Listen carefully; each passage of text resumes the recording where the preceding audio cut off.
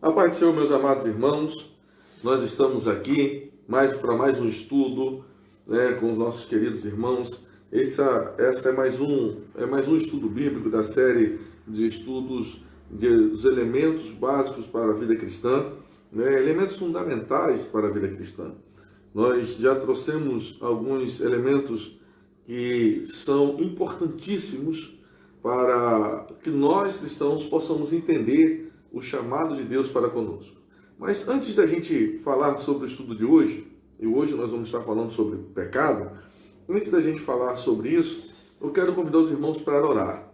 Vamos orar ao Senhor, vamos fazer uma oração para que o Espírito Santo de Deus, Ele, o responsável para nos trazer a verdadeira interpretação da palavra, possa nos guiar neste caminho em direção à verdade. Senhor Deus, muito obrigado pela Tua presença. Muito obrigado pela Tua palavra. Muito obrigado por cada irmão que está assistindo, meu Pai amado, esse estudo neste momento. Nós te louvamos, te agradecemos e te engrandecemos, ó Pai, porque sabemos que só o Senhor é Deus. Só o Senhor, meu Pai amado, Deus querido, é a origem de todas as coisas. Deus Todo-Poderoso, ó Deus de Israel, a Ti nós nos direcionamos nessa hora e te pedimos, ó Deus, mais uma vez, tem misericórdia de nós. Senhor da glória, nos direciona, Senhor, neste momento, nos ilumina. Santo Espírito de Deus, em nome de Jesus, ser conosco e abençoa-nos nessa jornada. Abre os nossos olhos, abre o nosso entendimento, para que possamos compreender a importância deste tema abordado, para que possamos ter a compreensão da amplitude daquilo, Senhor, que nós temos como responsabilidade, que é a luta contra o pecado. Assim, nós oramos, Deus Todo-Poderoso, e pela fé, desde já nós te agradecemos, em nome de Jesus. Amém. Irmãos, nós já falamos sobre a questão da oração, nós já falamos sobre o jejum, nós já falamos sobre o sábado, nós já falamos sobre diversos temas, e você, querido, que me acompanha nesse momento, você pode encontrar essas outras mensagens, entre esses outros estudos, tanto no meu canal, Professor Davi Cardoso, você vai encontrar lá, esses estudos estão lá separados, editados, para você, como também no canal do YouTube, tanto no canal do YouTube, Professor Davi Cardoso, como também no canal do YouTube da ADCA Jardim Marileia. A ADCA Jardim Marileia é a Assembleia de Deus, Ministério Casimiro de Abreu, no bairro Marileia, ali em Rio das Ostras.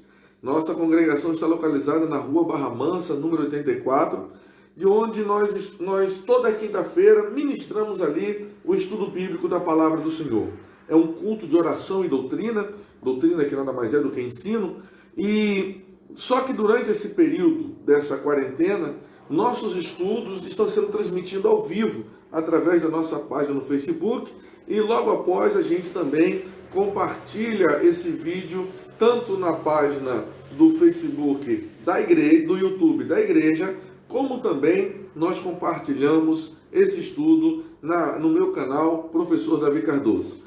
E você que faz uso do YouTube, você vai ter a oportunidade de poder estar assistindo a hora que você quiser. É só você entrar lá, pesquisar, e você vai ser edificado para a honra e glória do nome do Senhor. Falo isso com a certeza de que nós estamos ministrando a palavra de Deus, trazendo a luz do conhecimento para os amados irmãos. Pois bem, o tema de hoje é pecado. Mas o que é pecado? E aqui a gente precisa mergulhar em um contexto mais amplo, até para que os irmãos possam entender na amplitude do que é pecado. Nós não vamos ficar aqui apontando, fazer isso ou fazer aquilo. Nós vamos passar uma lista do que é pecado, porque a própria lei já nos traz isso.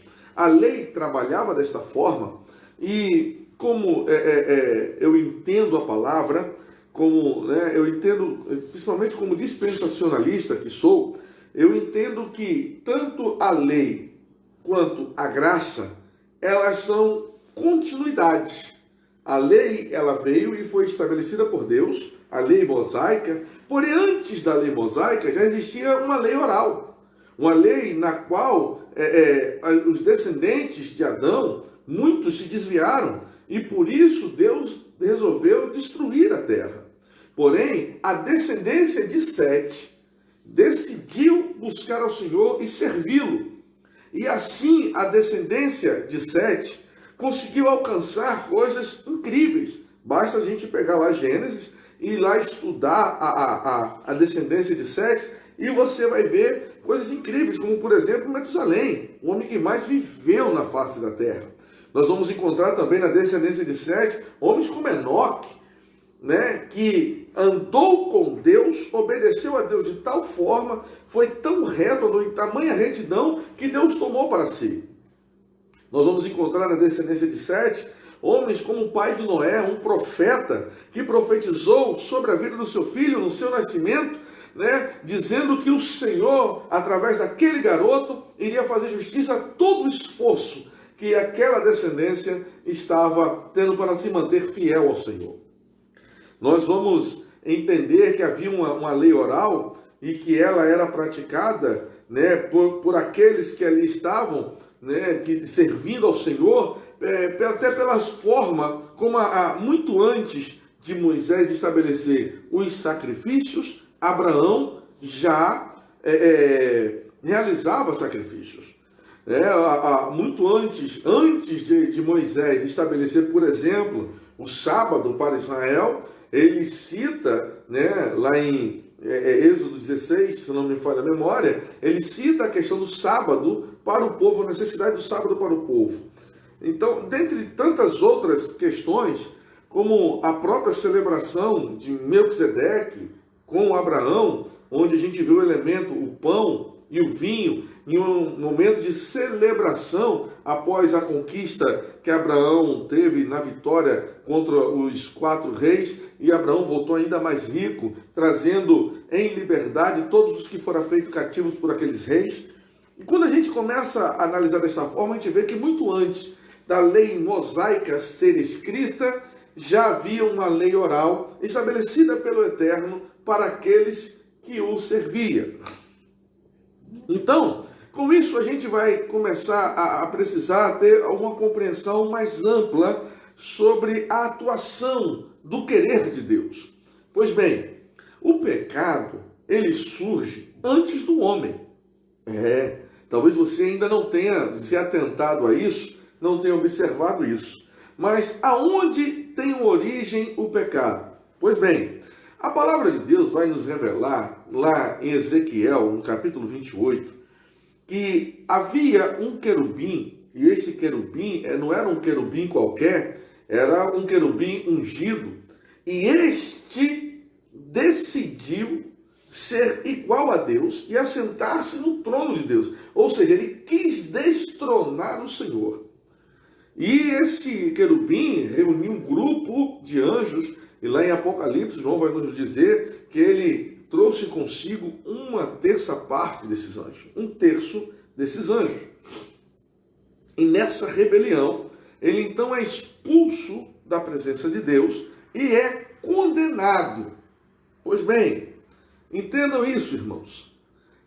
E aqui eu quero deixar aberto, né, para os nossos, como nós estamos ao vivo, e nossos irmãos que nos acompanham, os irmãos do Jardim Marilé já estão acostumados, então eles sabem que quando eles fazem uma pergunta, a gente procura respondê-los, né? E se caso a gente não tiver a resposta de imediato, a gente se compromete em trazer a resposta no próximo estudo, mas Deus tem tido misericórdia de nós e tem nos permitido condições de estar respondendo os irmãos, né, dentro daquilo que tem sido perguntado. O tema do estudo hoje é pecado, e os irmãos já podem ficar à vontade de fazer a sua pergunta. Eu tenho aqui o auxílio, né, do José Rubem, né, que é o nosso obreiro hoje aqui, tem o auxílio da minha esposa. Estamos aqui num cenário diferente, que eu estou aqui na casa, né, da irmã Maísa, de quem eu tanto conto histórias, né? Estamos aqui reunidos aqui, enquanto eu estou ministrando o estudo para os irmãos, né, a minha família está aqui assistindo também esse estudo que está sendo ministrado. Pois bem, meus queridos irmãos, esbarrou um pouquinho aí, mas o José Hugo já vai resolver. Está resolvido, José? Bom, beleza. Vamos lá, vamos dar continuidade. Eu preciso de água porque o negócio aqui estou só no começo. Irmãos, vamos lá. Preste bastante atenção no raciocínio que nós estamos traçando. Eu disse para vocês que a lei, muito antes de Moisés registrá-la, ela já existia e ela já era praticada. Foi praticada por Abraão, foi praticada por Isaac, foi praticada por Jacó e pelos seus filhos. Nós vimos também, né, que o pecado, eu acabei de trazer para os irmãos, ele tem a sua origem antes do ser humano. Na verdade, o pecado, ele acontece, né, o relato do seu surgimento, Ezequiel 28, e Isaías 14 também traz, né, essa explicação do surgimento do pecado. Quando narra, né, quando Isaías ali e Ezequiel narram a questão desse querubim ungido, ou seja, que posteriormente vai receber o nome de Satanás, né, e de diabo, e ao receber, por que eles recebem ele recebe esses títulos? Porque ele passa a ser inimigo e passa a ser acusador. Pois bem, e em que condições ele se torna isso? Ele se torna assim porque o pecado passa a surgir, a ver nele. E ele gera a única coisa que lhe é dada como poder, como pai, né? Que é a mentira. E a partir daí começa, né, toda essa trajetória, né, de condenação deste ser. Então o pecado, ele não começa com o homem no Éden. Não, o homem no Éden peca. Mas o pecado tem origem angelical deste querubim ungido, que era um destaque, e agora ele vai já está condenado. Vamos lá. Se eu estiver indo muito rápido, os irmãos falam aí que a gente também desacelera um pouco, tá, irmãos? Pois bem, veja bem, o pecado é uma transgressão à lei de Deus. Vamos ver o que diz lá em 1 João, primeira epístola de João, o capítulo é o de número 3, João 3, versículo 4, vai dizer assim: qualquer que pratica o pecado também pratica a iniquidade. E aí nós vamos ver o que é iniquidade. Calma aí. Porque o pecado é transgressão à lei. Ou seja, o pecado é iniquidade. Iniquidade é a mesma coisa que injustiça. Ou seja, ser contra aquilo que é justo. Para melhor o entendimento dos irmãos, é ir contra a lei de Deus. Iniquidade. O que é iniquidade? Iniquidade é uma ação contrária à moral e à religião. Aquilo que nós temos como ideia de certo, de ser feito, isso que você faz contrário àquilo. E o que é, pastor, que nós temos como ideal do que deve ser feito? Aqui. O que é a Bíblia? A Bíblia é a revelação da vontade de Deus para os homens. É o nosso manual de fé e vida. E aqui eu preciso afirmar para os irmãos que nós compreendemos, pregamos, ensinamos e cremos que a Bíblia não contém a palavra de Deus. Que isso? Calma. Porque a Bíblia, ela é a palavra de Deus. Aí muda a figura. Se eu digo que a Bíblia contém a palavra de Deus, eu estou dizendo que ela também contém a palavra do homem. Deu para entender? Então a Bíblia, ela é a palavra de Deus revelada para nós. É a vontade de Deus revelada para nós. E Deus, através dos seus servos, ao longo da história, deixou registrado os seus princípios, o seu desejo para nós. Aquilo que ele estabeleceu enquanto norma de vida para nós. E é importante observar o seguinte: a Bíblia até fala do céu. A Bíblia até traz um pouco do que tem no céu. Mas a própria palavra vai dizer que aquilo que ninguém nunca ouviu, ninguém nunca viu, nem sentiu, é o que Deus tem preparado para nós. Então, o que a Bíblia nos traz, na verdade, é como viver bem e ser bem-sucedido nessa terra, para que a gente possa, então, contemplar aquilo que Deus tem preparado para nós. Nós temos a revelação majestosa do apóstolo João, lá no livro do Apocalipse, da cidade santa, da Nova Jerusalém, fala da sala do trono de Deus, do templo, né, que há no céu. Ezequiel também fala sobre isso, Isaías também fala um pouco sobre isso, e dentro dessa revelação, nós começamos a se maravilhar só de ler ali, mas aí vem a revelação do seguinte: tudo isso que foi revelado e foi permitido ser registrado, ainda não é tudo o que Deus tem preparado para nós. Ou seja, tem muito mais coisa nos aguardando na glória. E é isso que a gente precisa entender. O que a Bíblia nos traz é um modelo de vida para que nós possamos seguir, praticar, para alcançarmos essa dádiva de termos, né, a oportunidade de desfrutar do que Deus tem preparado para nós.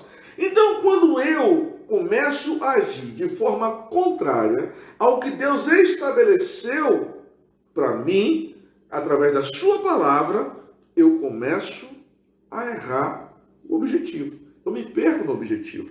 Eu peco. E quando eu peco, como diz a palavra, disse aqui no versículo 4, eu me torno iníquo. O que é iníquo? Iniquidade é injustiça. A iniquidade, ela é contrária à equidade. O que é equidade? Equidade é retidão, é um julgamento justo, respeitando as diferenças. Certa vez, né, eu vi acho que foi até no Facebook que eu vi a imagem, eu até compartilhei, onde tinha duas pessoas, um muro, do outro lado do muro estava acontecendo um jogo. E essas duas pessoas, um era grande, o outro era pequeno. E tinham colocado, né, um caixote para cada um. Só que o grande, ele já conseguia olhar acima daquela cerca, daquele muro. O pequeno não. Quando deram um caixote para cada um, a diferença ficou maior ainda. Usaram de igualdade, deram um caixote para cada um. Isso é tratar com igualdade. O grande ficou ainda mais alto, continuou conseguindo enxergar ainda melhor através daquele muro, por cima daquele muro, por cima daquela cerca. E o pequeno, com um caixote só, ele ainda não conseguia enxergar. O que é a equidade? Logo do lado tinha uma outra, a mesma imagem, só que agora o pequeno estava em cima dos dois caixotes. E o grande estava sem nenhum, porque ele já conseguia enxergar por cima daquela cerca.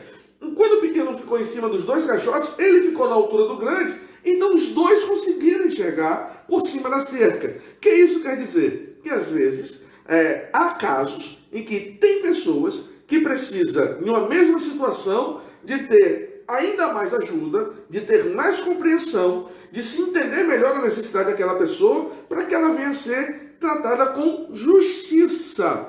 Equidade é isso. Nós vamos ver que a equidade ela é tão importante que o homem que a Bíblia mais fala após Jesus Cristo, que é o rei Davi, vai nos dizer a palavra lá em 2 Samuel, capítulo 8, versículo 15, que Davi julgava o povo, tratava o seu povo com equidade. Ou seja, ele respeitava as diferenças no meio do seu povo. Salomão, quando Deus fala para ele pedir o que ele queria, ele pede sabedoria, e ele diz para Deus por que ele queria sabedoria. Por quê? Ele queria ser justo e julgar o povo com equidade. Tem uma pergunta aí, vamos para a pergunta. A pergunta é da irmã Gislane Alves. Existem níveis de pecado? Qual é o pior pecado de todos? Sim, existem diferenças de pecado. Existem pecados que são de maior gravidade e existem pecados que são de menor gravidade. Isso, a própria palavra ela é muito clara nisso. Inclusive, há pecado que a Bíblia vai dizer que não há perdão. E aí há uma grande discussão, porque é aquilo que dizem que é o pecado contra o Espírito Santo, a blasfêmia contra o Espírito Santo. E aí a gente vai entrar nesse detalhe daqui a pouquinho, mas a verdade é que existe diferença de pecado. Eu já ouvi alguns líderes dizendo, não existe pecadinho, pecadão. Existe sim. A Bíblia diz que tem coisas que, quando praticadas, nos impede de entrar no reino de Deus. Nos impede. Aqueles que praticam tais coisas não herdarão o reino dos céus. E ficarão de fora, lá em Apocalipse, por exemplo, 21 traz uma relação, né, de coisas que, quando praticadas, estas coisas impedem de se ter acesso ao reino de Deus, à salvação alcançada em Jesus Cristo. Então existe diferença sim, de pecado sim. Existem pecados e pecados. Ok? Beleza. Vamos lá. Dando continuidade. A equidade ela é importantíssima e tem que ser perseguida por todos. Nós precisamos aprender a agir com equidade. Nós falamos sobre compaixão no último estudo e eu explicava para os irmãos que compaixão é o ato de não apenas ver o problema do outro, não é apenas entender que o outro precisa de ajuda, mas é se colocar no lugar do outro, inclusive sentindo a dor do outro, mesmo não estando vivendo a mesma situação. A palavra de Deus vai dizer que Cristo se compadece de nós, e por isso, por ele entender, né, e se colocar no nosso lugar, e Cristo viveu aqui intensamente, foi traído, foi enganado, foi ajudado, foi idolatrado, né? Então, assim, Cristo viveu como um homem de forma intensa, sentiu fome, sentiu sede, sentiu dor. Então, quando ele olha o sofrimento humano, Jesus entende. O pastor Samuel Mariano, né, numa das gravações, né, de um DVD seu ao vivo, ele até fala, né, dos seus louvores, que as pessoas pedindo para morrer, que ele fala, não, pai, ele não quer morrer não, né, de forma metafórica, explicando, ele não quer morrer não, ele quer vitória, porque muitas vezes a situação é tão complexa, é tão difícil que para nós, seres humanos, por estarmos ainda nessa matéria, nós parece não ter solução, e chegamos a ponto dizer, eu não estou aguentando mais. E isso, dentro da nossa limitação humana, o Senhor entende. Jesus Cristo se compadece de nós porque Ele entende isso. Você vê que na oração lá no Getsemane, Jesus chegou na oração, o que Ele falou com o Pai? Pai, se possível, passa de mim este cálice. Então, ou seja, Ele ali, sofrendo como homem, ele experimentou também um estresse tão elevado a ponto de suar sangue. Nós conhecemos a história, sabemos disso. Então, nós precisamos entender o que é compaixão, que é se colocar no lugar do outro, sentindo, inclusive, a dor do outro. Para que a gente possa agir com equidade, tratando as diferenças, né, em cada um, né, e a palavra de Deus vai dizer o seguinte, que Deus julga com equidade. Salmo capítulo 9, versículo 7 e 8, e Salmo 67, versículo 4, reforçam isso. Deus julga com equidade. Para você ter noção, lá em Atos dos Apóstolos vai dizer que Deus não leva em conta o tempo da ignorância. Nós falamos isso também no último estudo. Deus não leva em conta o tempo da ignorância. Ou seja, enquanto não temos conhecimento da verdade, nossa forma de ser julgado é uma. Mas a partir do momento que nós conhecemos a verdade, temos o conhecimento da vontade de Deus, da lei do Senhor, a forma de Deus olhar para nós é outra. E nós falávamos sobre perdão. E nós entendemos através ali, Jesus Cristo explica isso lá em Mateus capítulo 6, como por exemplo, ele diz assim, ó, na oração que ele ensina, né, na oração do Pai Nosso, ele ensina a gente a orar assim: Pai, perdoa as nossas ofensas, ou as nossas dívidas, assim como nós perdoamos a quem nos tem ofendido, ou, em algumas traduções, aos nossos devedores. Veja que antes de conhecer Jesus e de saber da verdade, a oração é de petição de perdão, pura e simples. Em Cristo nós alcançamos o perdão, em Cristo nós alcançamos a libertação, porém em Cristo nós nascemos de novo, e agora como nova criatura, nós nascemos não mais na ignorância, mas nascemos no conhecimento da verdade. E como no conhecimento da verdade, nós vamos nos moldando em um ser melhor do que éramos. E agora nós entendemos que a vingança não nos pertence. Porém, eu tenho o dever de perdoar o que me ofende, o que me persegue. Olha que coisa complexa. Então, por quê? A luz do conhecimento vai me moldando em um ser humano melhor. E eu preciso entender isso. Agora, as minhas ofensas, ou seja, as minhas transgressões, os meus erros estão condicionados a alcançar o perdão de Deus se eu perdoar a quem me ofendeu.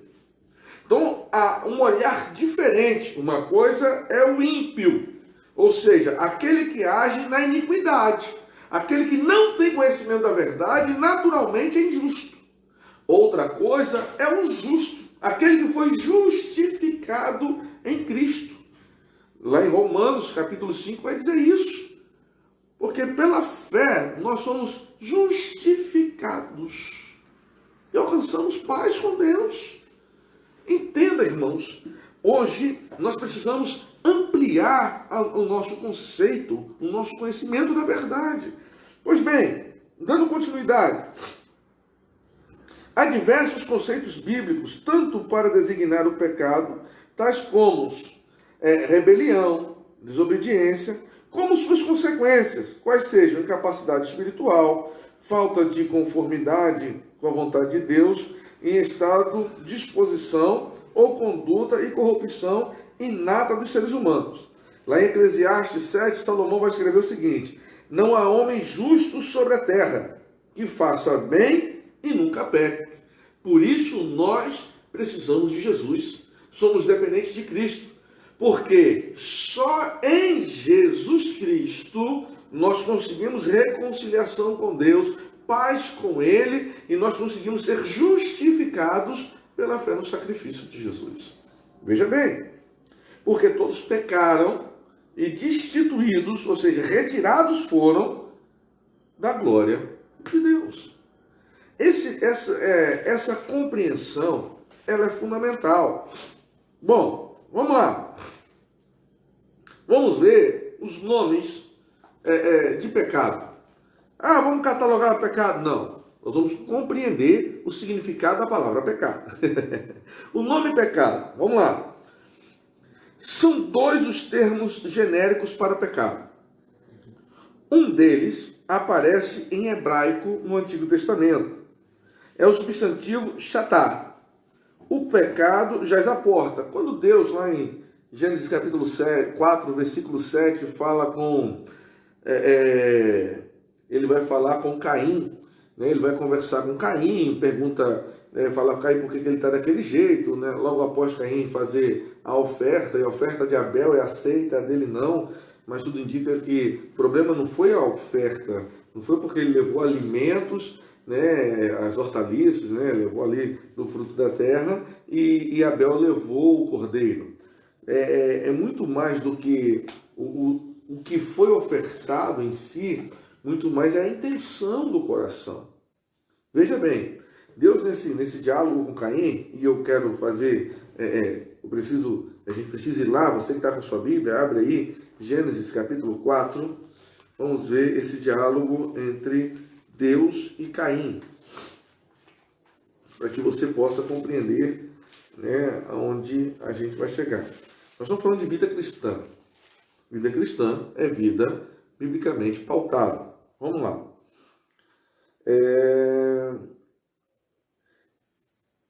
E conheceu Adão a Eva, sua mulher, e ela, vamos lá, versículo 3. Aconteceu que ao cabo de dias, que Caim trouxe do fruto da terra uma oferta ao Senhor. Abel também trouxe dos primogênitos das suas ovelhas e da sua gordura, e atentou o Senhor para Abel, perdão, e para a sua oferta. Mas para Caim e para a sua oferta não atentou. E irou-se Caim fortemente, e descaiu-lhe o semblante. E o Senhor disse a Caim: por que tiraste? Por que você está zangado, né? Em outras, trazendo um português mais claro. Por que você está zangado, Caim? E por que descaiu o teu semblante? Por que você ficou bicudo? Caim ficou cabisbaixo, bicudo, zangado, e transpareceu toda a sua indignação. Se bem fizeres, preste bastante atenção, se bem fizeres, não haverá aceitação para ti. O que Deus está dizendo para Caim? Caim, você não fez bem. Mas o não fazer bem foi levado o fruto da terra? Não, irmãos. Porque na lei mosaica estabelece ofertas de alimentos. Como, por exemplo, a festa das primícias. O que era a festa das primícias? Se não pegava os primeiros ramos de trigo e cevada que amadureciam e eram recolhidos, né, ali os molhos eram levados no templo e oferecidos ao Senhor.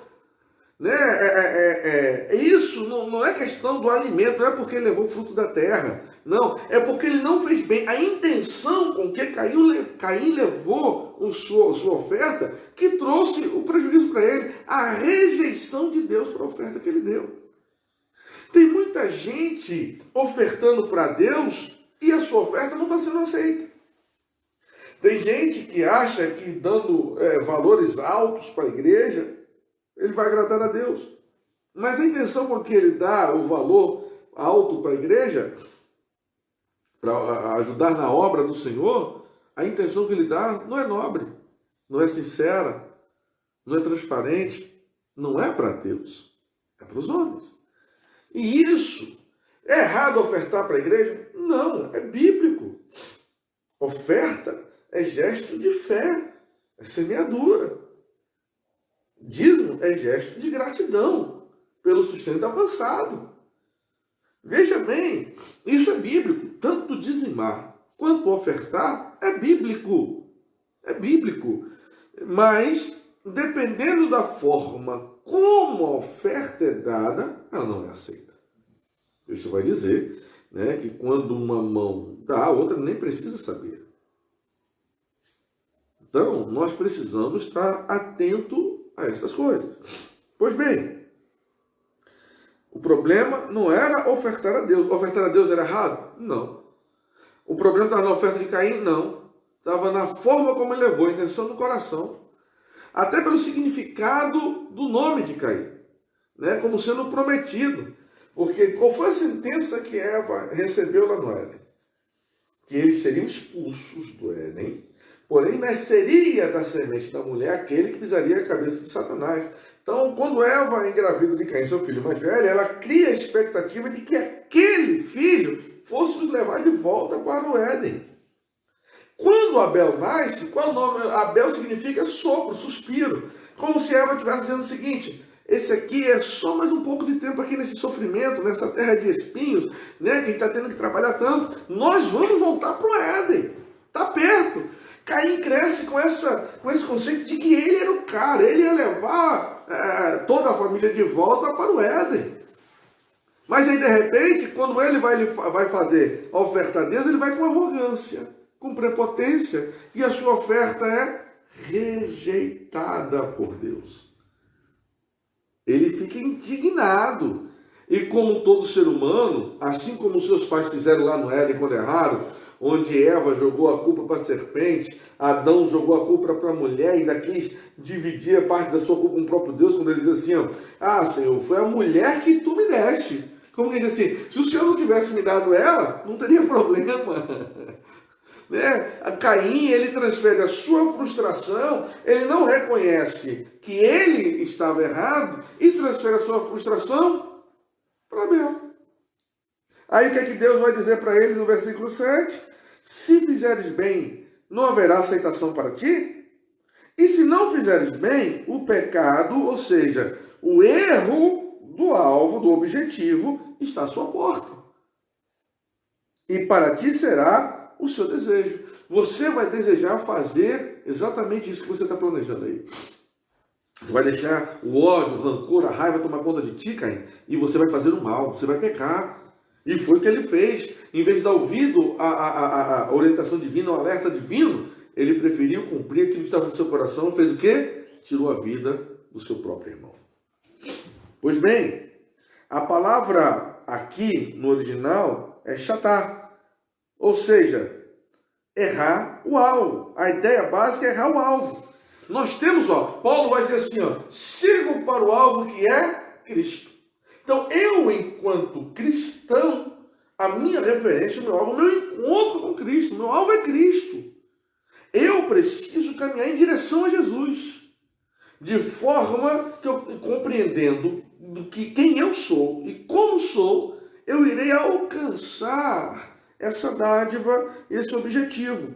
Quando eu começo a agir de forma contrária de como a igreja tem que ser, porque a igreja sou eu, não é o templo é um local dedicado, pelos homens a Deus, onde os homens se reúnem para o adorar. O templo é isso, mas igreja sou eu. Quando eu não ajo como igreja, eu estou errando o alvo. Quando eu não ajo como noiva de Cristo, eu estou errando o alvo. Quando eu não honro o meu compromisso assumido com Cristo, eu estou errando o alvo. Quando eu ando contrário à vontade do Pai estabelecida para mim, eu estou errando o alvo. Começa a compreender o que é pecado, irmãos. Eu preciso entender quem sou e o que sou. Em Cristo eu sou nova criatura. Em Cristo, com Cristo eu tenho um compromisso. Agora eu fui justificado. Eu era iníquo, mas em Cristo eu fui justificado. A minha iniquidade, as minhas transgressões foram retiradas. Eu nasci de novo, sou nova criatura. Se eu continuo agindo como o velho homem, na natureza humana, de forma ignorante, como eu agir no período da ignorância, eu estou no erro. Eu estou pecando. Por isso, nós precisamos ter compreensão. Veja bem.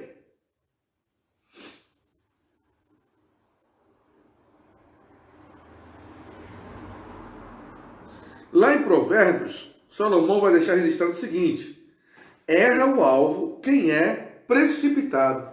Eita Jesus! Está vendo a importância da paciência, irmãos? É necessário ser paciente. Agora, como é que eu vou alcançar paciência? Paulo vai me dizer lá em Romanos 5, que é através das tribulações enfrentadas. Então as tribulações trazem para mim paciência, experiência e a esperança, que é a confirmação e a certeza daquilo que eu espero, do agir de Deus em meu favor. Agora, quando eu ajo de forma precipitada, eu ajo como menino. E quando eu ajo como menino, eu vou pecar. Isso é fato, está aqui. Erra o alvo quem é precipitado. Se eu ajo de forma precipitada, se eu ajo de forma emotiva, levado apenas pelos sentimentos, aí eu vou pedir tanto para o João como eu ficar atento aos comentários dos irmãos, para ver se não vai surgir pergunta. Quando eu ajo de forma precipitada, eu estou errando o alvo. E ao errar o alvo, eu peco. Olha só que coisa, eu preciso amadurecer. Por isso que Deus vai dizer, crescer na graça e no conhecimento. Em outras palavras, amadureçam. Eu sempre falava para os irmãos lá em Rocha Leão, não sei se tem alguém de Rocha Leão acompanhando o estudo, mas eu sempre falava para os irmãos lá em Rocha Leão, contava a história da tartaruga Lua. Lua é uma, eu não sei se é cágado, se é jabuti, se é tartaruga, é um cágado, né, José? É um cágado que eu tenho uma cunhada, na verdade, eu tenho 4 cunhadas, né? Cunhada que não acaba mais. E eu tenho uma delas que ela cria um cágado e o nome desse cágado ela colocou como Lua, é uma fêmea. E o seu esposo, por vezes, ia sair de casa de manhã cedo e ele ia sair, quando ele via, ele atropelou alguma coisa, ele descia para olhar, era a Lua. Ou seja, Aquele carro, ele se colocava embaixo do carro, na direção da roda. Então ele vinha de manhã, ele passava, olhava em volta do carro, não via nada, entrava. Quando ele ia saindo, ele atropelava a lua.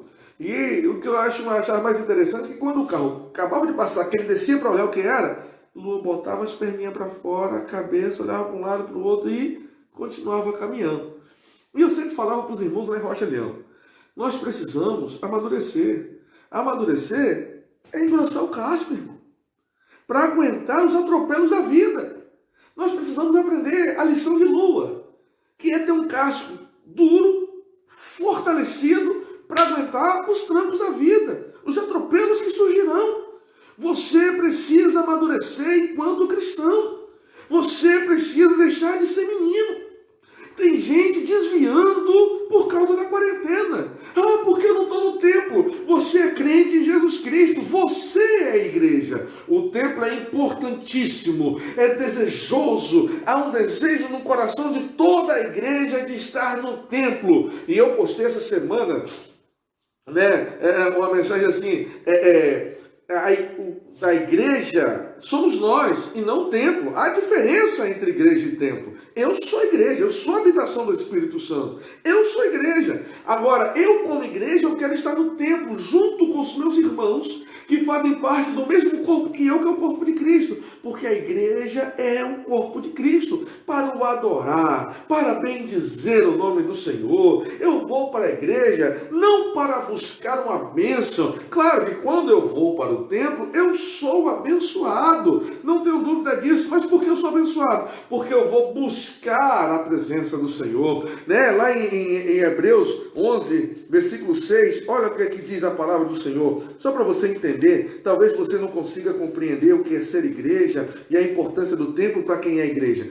Quem é igreja deseja ansiosamente de voltar a estar no templo junto com seus irmãos em adoração. Por quê? Onde que a gente começa a ter a ideia de estabelecimento do templo? A gente começa a ter essa ideia lá quando Deus manda Moisés construir o tabernáculo. Deus vai dizer assim: Moisés, construa uma tenda para mim, para que eu possa habitar no meio do meu povo. Então nós temos a ideia do templo como um local construído por nós, estabelecido por nós, para que a gente possa se reunir e o adorar, celebrar a presença de Deus em nós. Então nós vamos para o templo para que todos juntos, numa só voz, num só canto, num só coro, exaltar e adorar o Senhor. Aí vai dizer assim, versículo 6 do capítulo 11, de Hebreus 11, 6.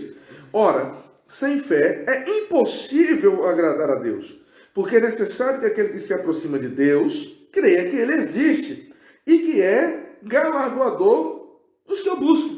Opa, que galardão é presente. Então, quando eu me aproximo de Deus, ou seja, quando eu vou ao templo para estar na presença de Deus com fé, porque eu creio nele, eu tenho prazer de estar na presença dele, e por isso eu vou render graças a ele, eu vou adorá-lo em espírito e em verdade. E quando Deus se agrada disso, quando Deus vê a minha voluntariedade de estar ali no templo, adorando, buscando a sua face, eu recebo bênção. Sim, eu sou galardoado, eu sou presenteado, eu sou recompensado. Por isso que eu, enquanto igreja, estou ansioso para estar novamente no templo com os meus irmãos.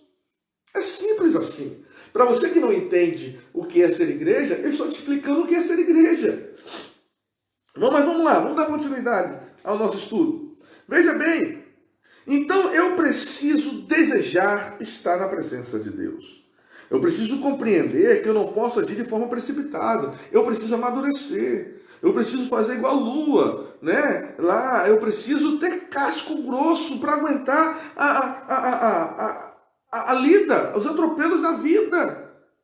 Porque vai haver dias ruins. Se tem alguém te pregando evangelho para você, te prometendo apenas os perfumes e as cores das rosas, o evangelho é como rosa? É, com certeza. Tem perfume, tem cor, tem graciosidade, mas tem espinhos. Não tenha dúvida disso. você viver o Evangelho, ser chamado para o Evangelho, você viver em novidade de vida. Você vai nascer de novo, vai aprender a andar de novo, vai aprender a falar de novo. Por isso há todo um linguajar específico do cristão.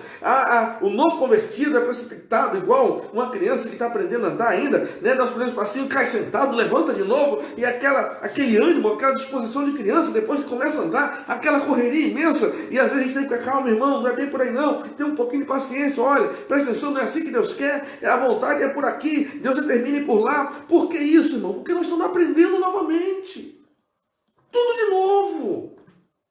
E nós precisamos amadurecer, porque tem cristãos que estão há 30, 40 anos dentro da igreja e não são maduros. Estão se desviando porque não estão no templo. Ora, nós da DCA Jardim Marilé, propositalmente eu coloquei, né, às terças-feiras, o nome do projeto, a minha casa também é a casa de Deus. E como é que funciona esse projeto? Nós, família DCA, nos reunimos toda terça às 20 horas nos nossos lares. E aquele que não está fazendo isso está em desobediência. A não ser que esteja trabalhando, está viajando, está embarcado, mas os familiares que são cristãos, são crentes, mesmo na nossa igreja, estão lá. E nós estamos tirando foto, registrando, colocando no grupo, para um motivar o outro. Ó, irmão, está dando 8 horas, ó, já estou aqui reunido, hoje eu estou aqui também, até para lembrar uns aos outros. Nós fazemos isso. Então, ali nós adoramos o Senhor, por quê? Porque eu entendo que a minha casa eu preciso convidar Deus para entrar. Fala, Senhor, o meu lar, a minha família, nós vamos te servir. O que Josué falou lá para o povo? Eu e minha casa, vamos fazer o quê? Serviremos ao Senhor. E é isso que nós temos que fazer. A minha casa, o meu lar, eu convido o Senhor e no meu lar eu estou adorando a Ele. O culto doméstico. Preste bastante atenção, irmãos. Eu não posso errar o alvo. O templo é importante? É, de suma importância. Mas não é só templo. Ser cristão não é só templo. Porque eu sou o templo do Espírito Santo. O segundo termo é o seu correspondente grego, amartia, que embora sem conotação moral no grego clássico secular, aparece com tal sentido na Septuaginta e no Novo Testamento. Todo pecado e blasfêmia se perdoará aos homens. Mateus 12:31. O pecado era o alvo ou o objetivo, o pecador erra o alvo ou o objetivo da vida que Deus coloca diante dele. O pecador, quem é o pecador? Aquele que vive na direção contrária estabelecida por Deus. Aquele que não anda de acordo com a vontade de Deus para ele. Simples assim. Tem pecador dentro da igreja? E como tem? Infelizmente.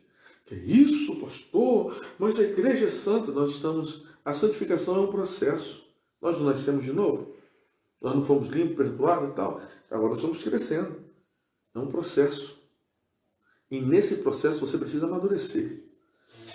Senão, você vai trazer para si condenação. Lá, 1 Coríntios capítulo 11. Rapaz, como a gente lê esse texto? Eu acho que é um dos textos mais lidos da Bíblia na igreja. Porque todo mês a gente lê esse mesmo texto. Capítulo 11. E a partir do versículo 27. Versículo 27 é Paulo ensinando aos coríntios a celebrar a Santa Ceia.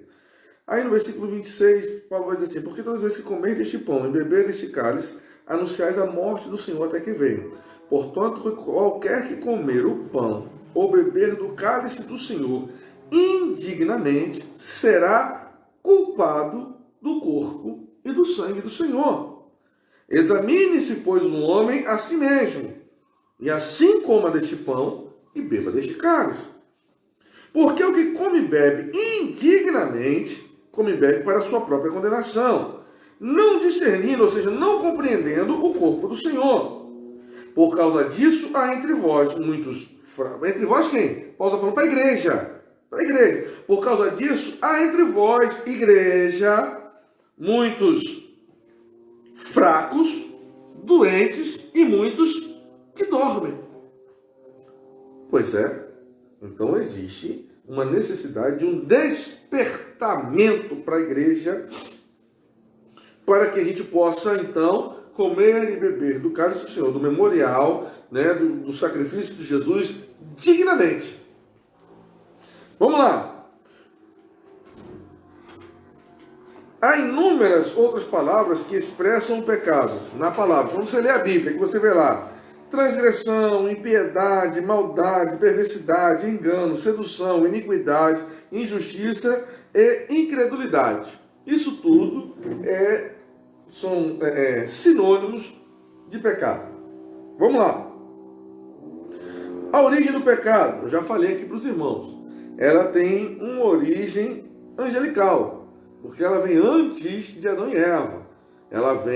O pecado surge com aquele querubim ungido, que hoje nós não conhecemos como Satanás. Ok? Tá? Ele se rebela contra Deus, razão pela qual os insurgentes foram expulsos do céu. O querubim ungido tornou-se Satanás, que quer dizer inimigo. A palavra Satanás significa inimigo. Sendo também denominado diabo, que quer dizer caluniador ou acusador. Ok? E aqueles que seguiram são os demônios, aqueles que trabalham em favor dele. Pois bem, irmãos, então o que ele faz agora? Ele observa que Deus, após ele cometer tudo isso, fazer o que fez, agora Deus reorganiza a criação, e nós cremos que esse momento em que Satanás peca é exatamente naquele intervalo de tempo entre o versículo 1 e o versículo 2 do Gênesis. Porque no versículo 1 vai dizer assim: no princípio criou Deus os céus e a terra. Aí no versículo 2 a narrativa começa: e a terra estava sem forma e vazia. O Espírito de Deus pairava sobre as águas.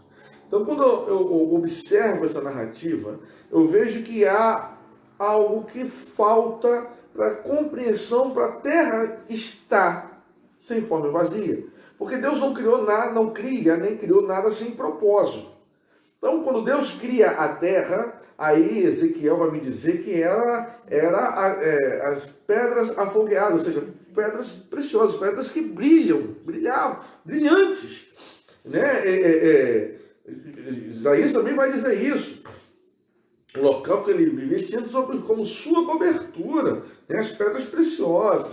Era um local diferenciado. No dia que ele foi criado instrumentos musicais e a musicalidade foi colocada nele. Então ele conhece bem música. Aí agora ele erra, ele peca, ele é expulso. Com ele é expulso um terço desses anjos. A terra que era a sua habitação agora, ela está sem forma, vazia, coberta por águas, escondida pelas águas. Então Deus começa a reorganizar a criação e ele assiste tudo aquilo. Então Deus diz, haja luz, e há luz, e começa Deus a fazer os luminares. Aí Deus dá atenção para um pequeno fragmento de todo o universo. A Terra é um pequeno fragmento. E a esse pequeno fragmento, Deus dá uma atenção especial. Separa águas e águas. Aí Deus faz brotar a porção seca. Aí Deus faz para essa porção seca produzir ervas. E Deus coloca animais sobre as águas, nas águas. Depois Deus coloca animais na porção seca. Também coloca as aves. E por fim Deus vai e pega do pó,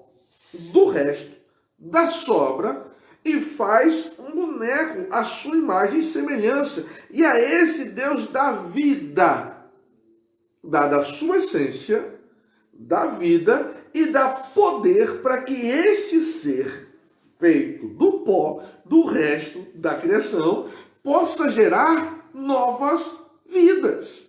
Olha só que coisa! E a este também Deus dá musicalidade. A este Deus estabelece uma comunhão, uma convivência harmônica, dando a ele um local especial para morar, dá a ele atribuições de guardar, né, e arar aquela terra, lavrar aquele jardim, um local especial para a sua habitação, e chama de Éden. Éden, que segundo a Escritura vai dizer que também era a chamada habitação desse querubim ungido. Veja só, irmãos. Então aquilo que ele tinha antes, agora é substituído. Esse querubim ungido, ele é substituído pelo pó, pelo resto, pela sobra da criação. Então ele te odeia, ele nos odeia pelo simples fato de nós existirmos. Não é porque você é crente, não é porque eu estou fazendo a vontade de Deus. Não. Se fosse assim, ele não maltratava, nem escravizava aqueles que fazem a vontade dele no mundo.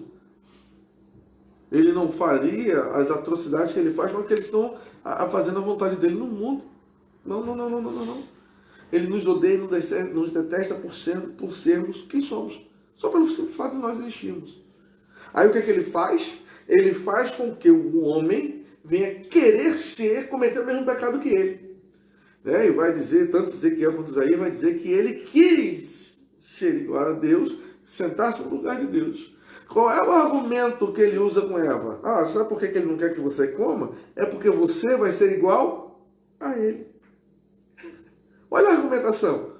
Ele começa a induzir no coração do ser humano o desejo de ser igual a Deus. Aquilo que surgiu nele, aquilo que ele brotou, aquilo que ele quis fazer, agora ele faz com que o homem também venha fazer e desejar.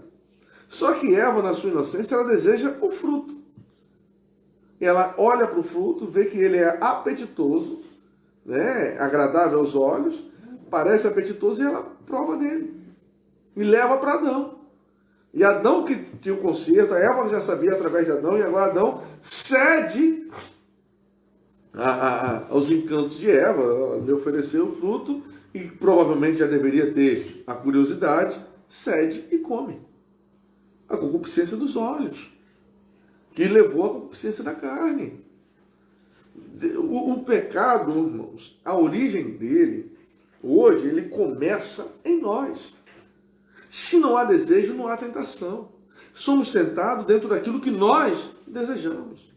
Por isso que alguns são tentados por uma determinada coisa e outros não. Porque alguns desejam ser ou ter algo que outros ignoram. Agora, este que ignora isso é tentado e deseja outra coisa. Pois bem, irmãos, vamos dar continuidade. Então nós entendemos que o pecado existe antes do homem, através de Satanás.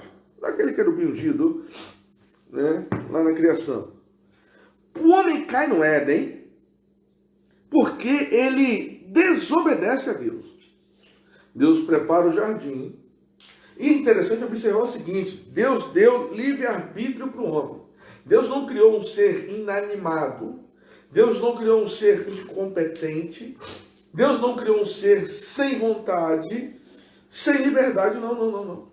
Deus cria, faz toda a criação, depois cria o homem e dá a ele poder. E o maior poder que o homem tem, muito mais do que dominar sobre a terra, é o poder da decisão. É aquilo que nós... E por isso eu respondo pelas minhas decisões. Eu preciso ter isso em mente. Agora, tem muita gente que vive na síndrome de Adão e Eva, que é sempre acusando alguém, que é sempre ocupado. Assim como Adão apontou para Eva, Eva apontou para a serpente, Adão quis compartilhar a sua culpa com Eva e Deus, assim também nós vivemos até hoje, buscando responsáveis pelos nossos erros. Buscando alguém que possa assumir a culpa. Então é muito mais fácil eu dizer que foi o diabo, porque quando eu olho que não encontro ninguém, faço que nem Eva. Foi a serpente. É muito mais fácil eu culpar alguém do que eu ter a hombridade de assumir os meus erros, de assumir a minha culpa. Porque na hora de errar, eu não meço as consequências. Mas quando as consequências do erro surgem, aí, querido, aí eu quero fugir. Aí eu não quero assumir. Não é isso? Veja bem. O homem cai, peca pela desobediência. E a palavra vai dizer que o pecado entrou no mundo por causa de um homem. Adão.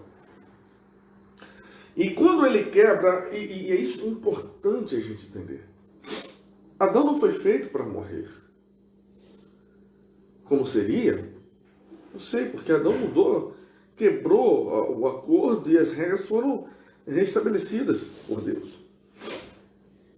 Agora, Adão é expulso do céu. Me perdoe. Adão é expulso do Éden. A terra que não dava espinhos passa a dar, porque a terra passa a sua casa, a sua habitação, né, perde a bênção e agora ela passa a ter espinhos.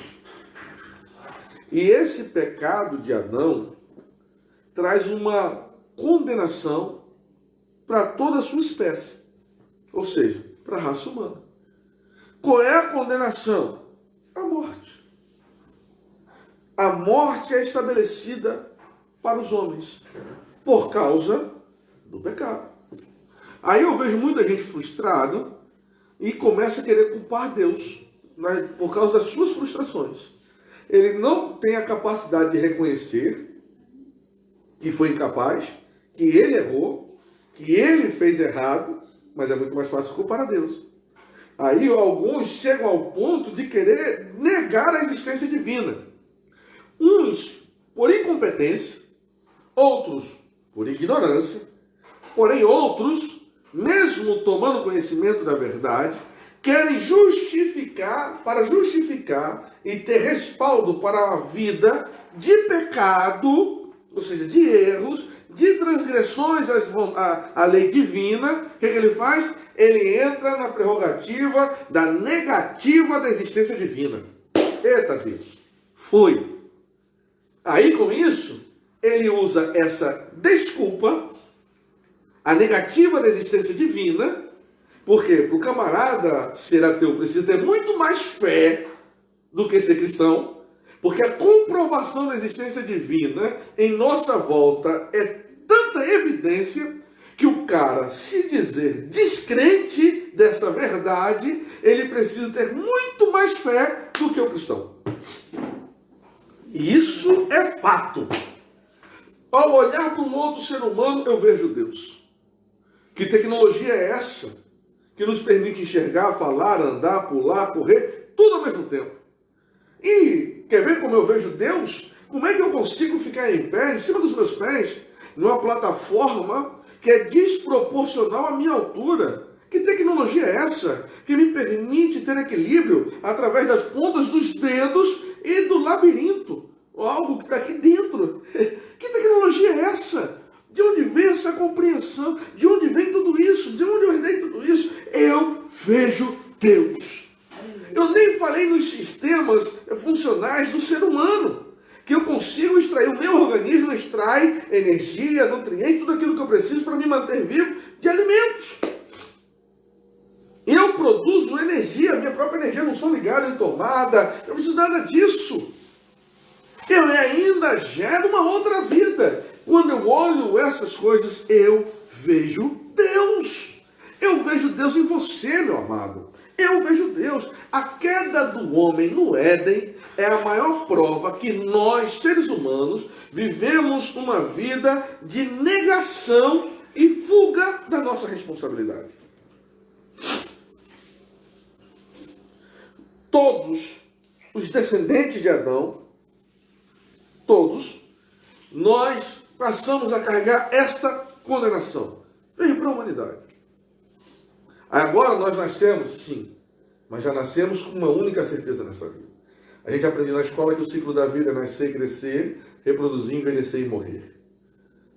A verdade é que disso tudo, a única certeza é a morte. Alguns já nascem mortos.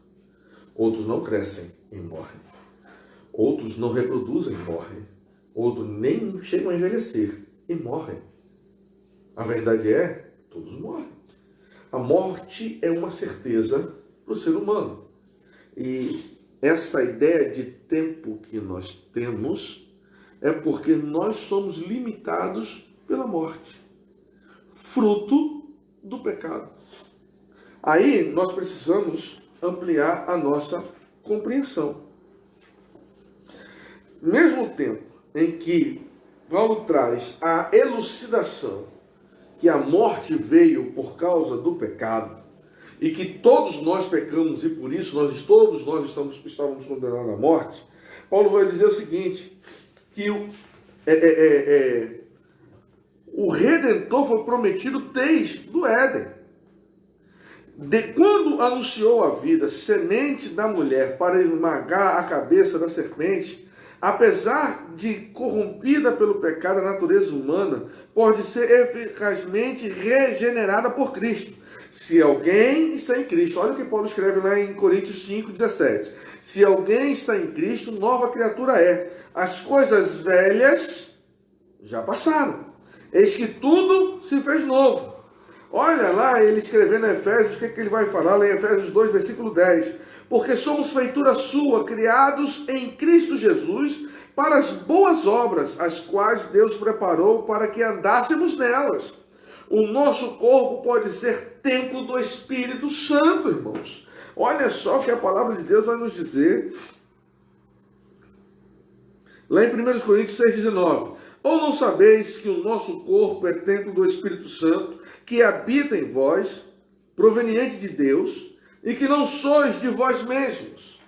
Nós somos templo, é o que eu falei aqui no início. Nós somos templo do Espírito Santo. Isso é ser igreja. Agora, a queda do homem traz consequências. E a consequência dela é a separação de Deus. É o pecado. Veja bem, o homem sai do Éden. Adão e Eva começam a ter filhos. E filhos, e filhos, e os filhos dos seus filhos, e assim vão se multiplicando. Caim é morto pelo seu irmão. Perdão, Abel é morto por Caim. Caim assassina seu irmão. E agora eles têm um outro filho chamado Sete. E Eva diz que esse foi dado no lugar de Abel. E lá no finalzinho do capítulo 4 vai dizer que Sete gera um filho chamado Enos.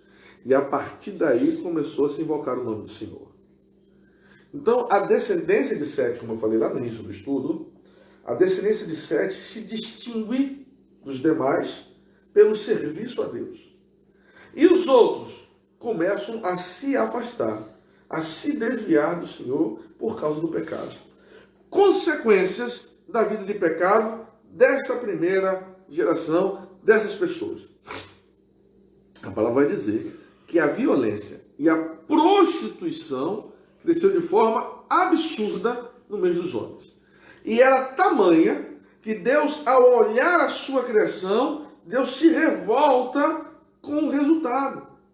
O que o pecado provocou no meio dos homens, os homens se afastam de Deus e se tornam bestialmente violentos e com práticas sexuais absurdas. A prostituição e a violência toma conta da humanidade naquele período.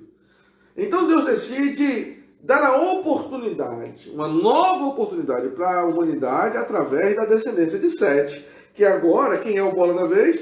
Noé. Tudo se destrói com o dilúvio, começa tudo novamente.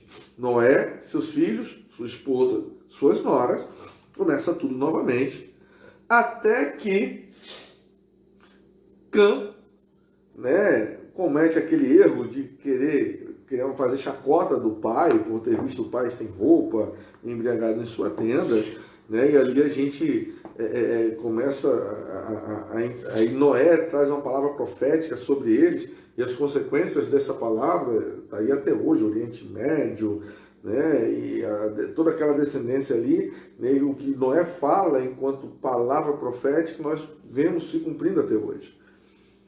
E quando Deus começa a observar, e agora com o crescimento e a revolta de Canaã, seu filho, e ali agora se distanciando, os homens voltam a se distanciar de Deus.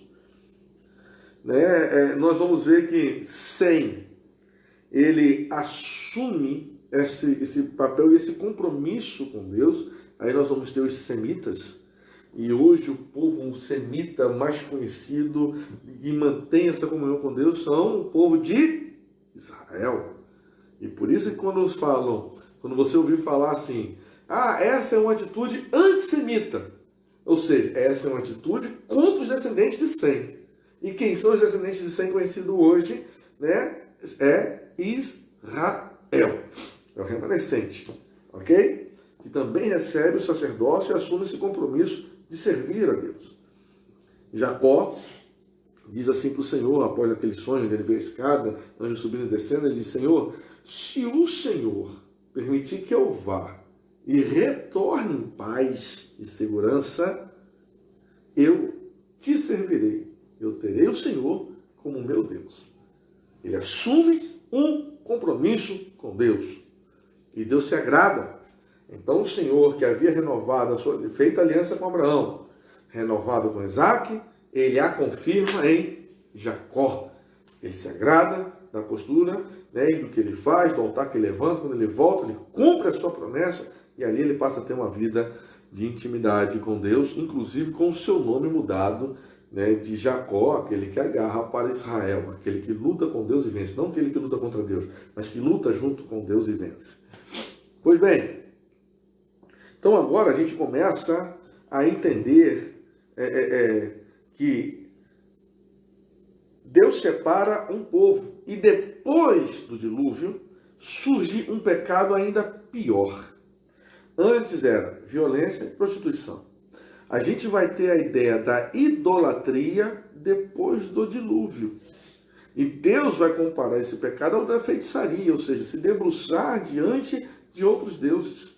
Então Deus vai estabelecer para o seu povo, através da lei mosaica, né, que terás apenas um Deus. Não se dobrará diante de outros deuses.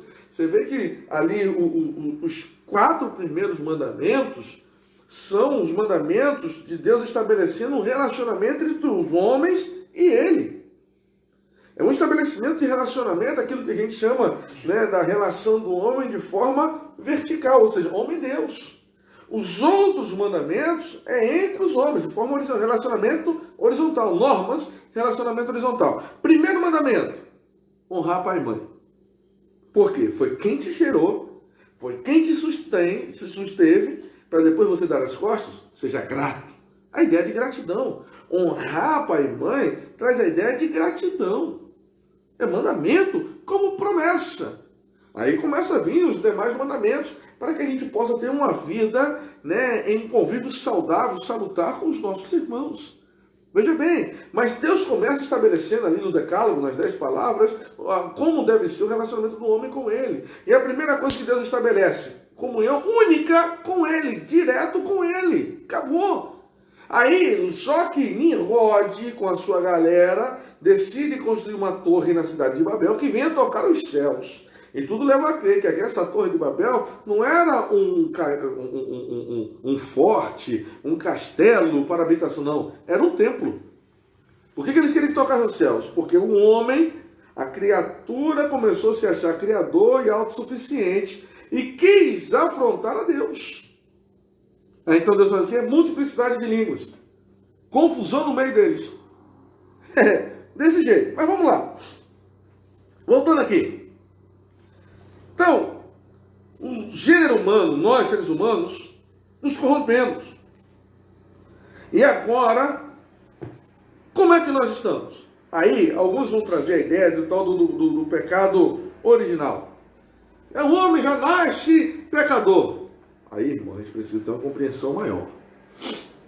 Se o homem já nasce pecador, por que Cristo falou que nós deveríamos ser como criança? O Senhor Jesus, quando se referiu à situação das crianças, afirmou que das tais é o reino de Deus. Olha o que ele vai falar lá em Mateus 19:14. Deixai os pequeninos e não os estorveis, não os aborreceis, não impedis deles vir a mim, porque dos tais é o reino dos céus. Ora, se quem pratica o pecado não tem lugar nos céus, por que as crianças têm a garantia da salvação? Já parou para pensar? Em relação à responsabilidade pessoal, considerando que algumas crianças desenvolvem-se no aspecto moral mais cedo do que outras, aí vem a questão da equidade, né? E que a Bíblia não define para isso uma idade, não é possível atribuir culpa até que elas façam bem ou mal conscientemente. O problema é a consciência do erro. Aí eu volto àquela palavra que eu disse para vocês, que está lá em Atos dos Apóstolos, que diz que Deus não leva em conta o tempo da ignorância. Ou seja, a falta do conhecimento. Nós não podemos imputar culpa em quem não tem, quem não sabe o que é certo, o que é errado. Então a criança, na sua inocência, Deus a tem por inocente, como pura. Então, mas pastor, mas está sujeita a morrer? Sim, mas por que se ela não tem pecado? Por causa de Adão, irmãos. Adão ali representava toda a humanidade, só tinha ele e Eva. Ele trouxe para nós uma condenação. E a sua descendência carrega isso.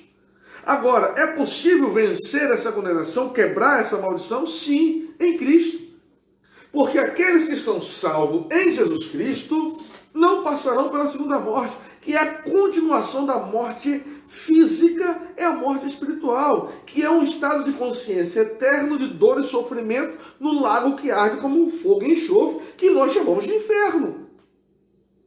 Em Cristo, aqueles que morrem com Cristo, nós até dizemos, a seguinte expressão, descansou no Senhor. Por quê? O próprio Jesus vai dizer que aqueles que morrem salvos, ele vai para um local que ele chama de seio de Abraão. Local de descanso, de paz, aguardando o arrebatamento. É simples, irmão. Não tem por que ficar dificultando as coisas. Vou ler mais um pouco. Deixa eu passar um pouco mais aqui para os irmãos. Marcos, capítulo 10, versículo 14, vai dizer o seguinte: porque dos tais é o reino de Deus. Jesus afirma isso novamente. Entendemos com base nessas palavras, ou seja, nesses versículos de Marcos 10, 14 e Mateus 19, 14. Entendemos com base nessas palavras que as crianças não serão condenadas e nem estarão perdidas caso morram antes de terem condições morais e intelectuais de poderem responder conscientemente ao dom gratuito de Deus, como está lá em Romanos, capítulo 6, versículo 23. E, olha, Jesus ainda apresentou as crianças como exemplo de quem herda o reino de Deus. Olha só, eu vou ler para você. Eu vou ler aqui na palavra, aqui, ó. Mateus 18, 3. E disse, em verdade vos digo, que se não vos converterdes e não vos fizerdes como crianças, de modo algum entrareis no reino dos céus. Estou falando de vida cristã. Eu falo de vida cristã com respaldo bíblico. Então, nós trazemos essa condenação, sim. A partir de que momento, pastor? Da consciência. Quando eu tomo consciência do bem e do mal, do certo e errado, e eu passo a decidir a fazer o que é errado, eu passo a decidir a fazer aquilo que não é certo, a praticar o mal, eu estou carregando em mim, comigo, a condenação. Isso é pecado. Eu começo a pecar. Antes dessa consciência, não. Por isso é tão importante o novo convertido frequentar a escola bíblica dominical. Por isso é importante o culto de oração e doutrina, de oração e ensino. É importantíssimo o crente ter o hábito de ler a palavra. É importante crescer no conhecimento da verdade. E tem gente negligente nessa área, que tenta viver de forma proposital na ignorância. Mas Deus não vai permitir isso. Por isso que eu estou aqui hoje, para trazer a você a luz do conhecimento. Pois bem, nós não podemos ser ignorantes quanto à morte. Paulo fala isso. Lá em 1 Coríntios, capítulo 15, Paulo vai dizer que nós não podemos ser ignorantes quanto à morte.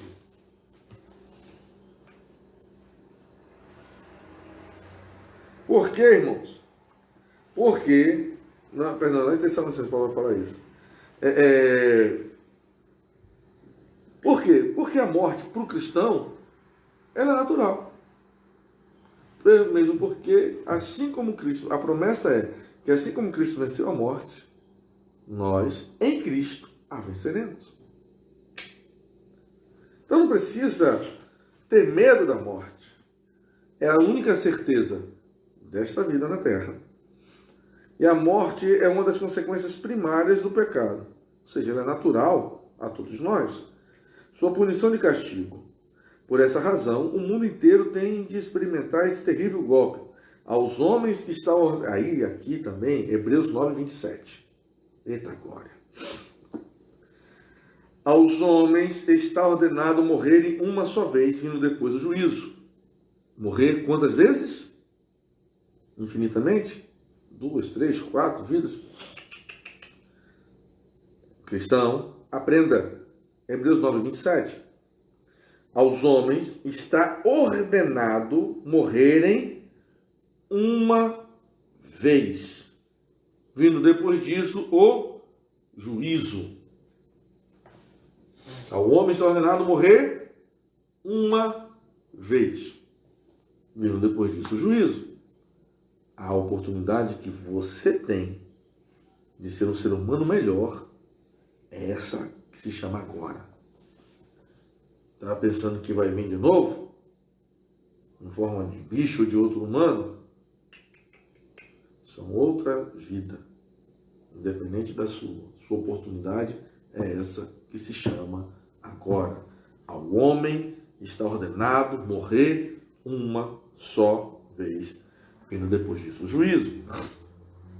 Esse é o resultado do pecado original de Adão. O ser humano não foi destinado para a morte, mas para a vida. Adão não teria morrido se tivesse vencido a tentação. A morte espiritual é o atual estado do pecador sem Cristo.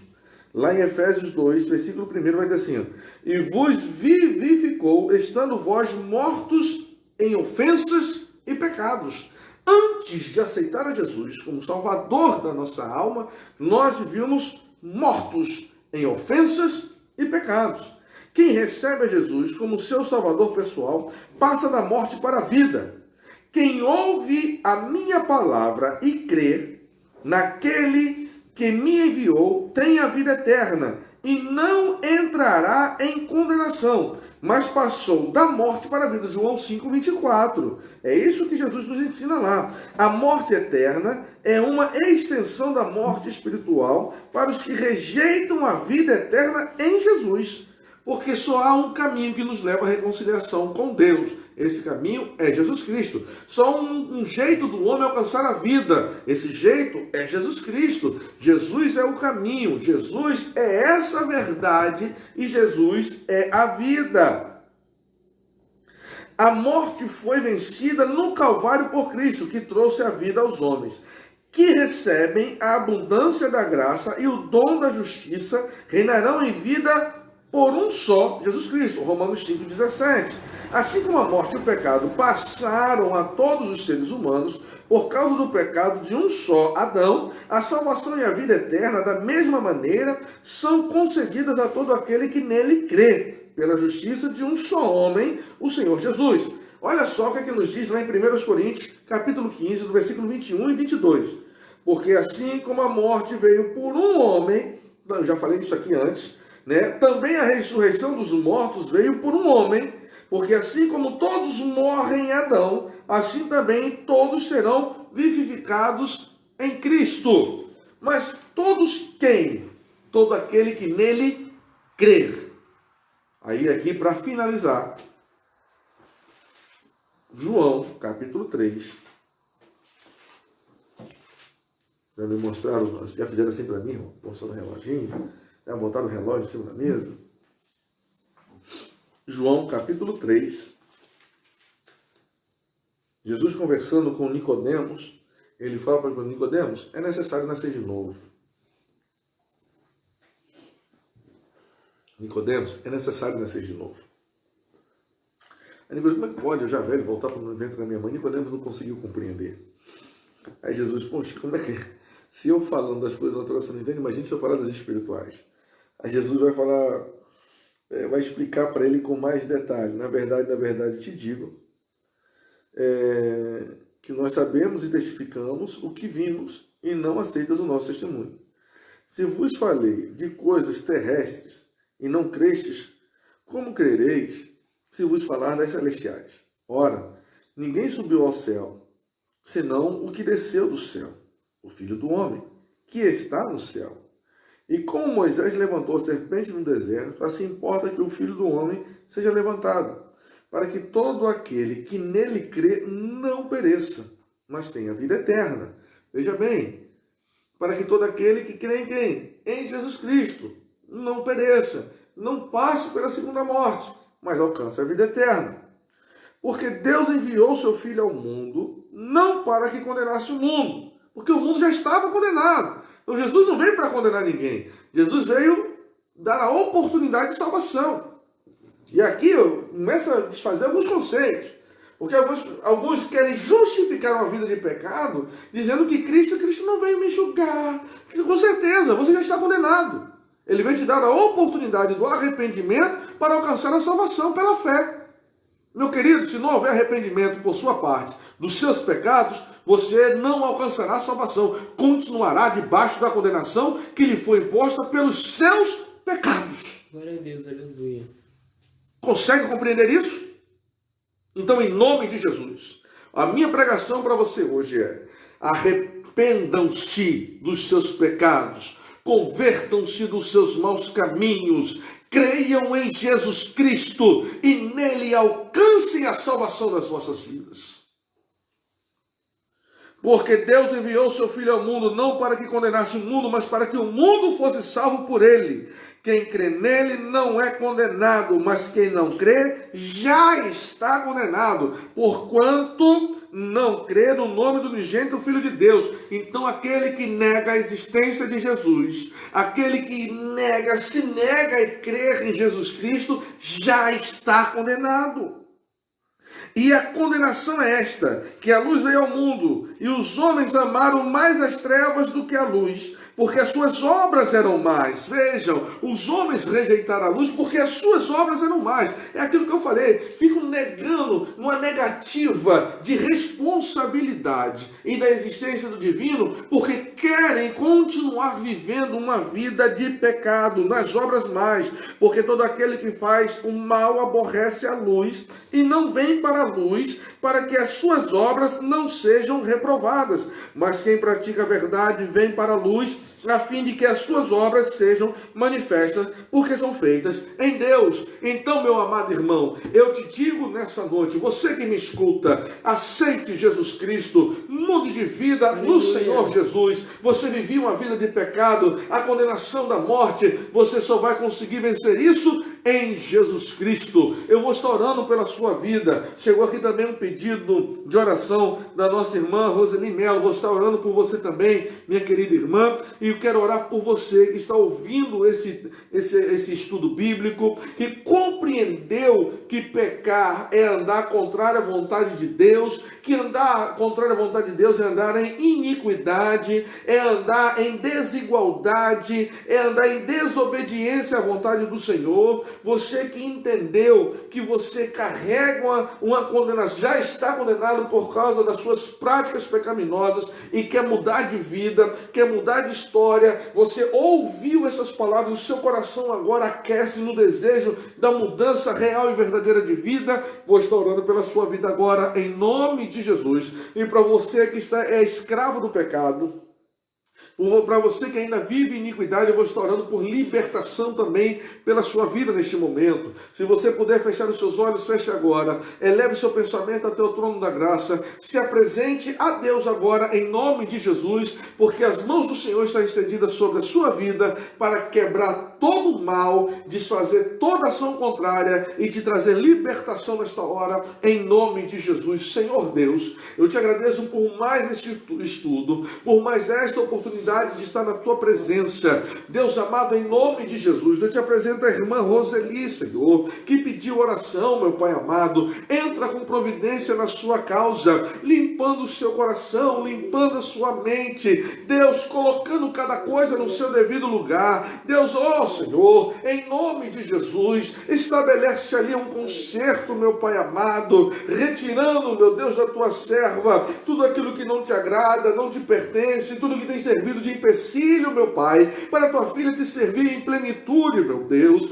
Não somente a tua filha, mas todo aquele, meu Pai amado, que reconheceu e entendeu, compreendeu, meu Pai amado, a necessidade de uma vida espiritual mais próxima de ti, mais madura, longe do pecado. Deus, em nome de Jesus, ó Pai, eu te peço, tem misericórdia dos teus servos, perdoa, meu Pai amado, aquele que te pede perdão nesta hora, faz um conserto, meu Pai querido, na vida daquele, meu Deus amado, que está colocando o seu coração, meu Pai amado, derramando o seu coração diante de ti, aquele que entrega a sua vida neste momento, aquele que estabelece uma aliança contigo, aquele que decide fazer como Jacó decidiu, Senhor, te servir e te ter como Deus. Ah, Senhor, tem misericórdia dessas vidas. Entra agora, Senhor, traz a mudança. Espírito Santo de Deus, dai força ao fraco, levanta o caído, dai visão ao cego. Ah, Espírito Santo, em nome de Jesus,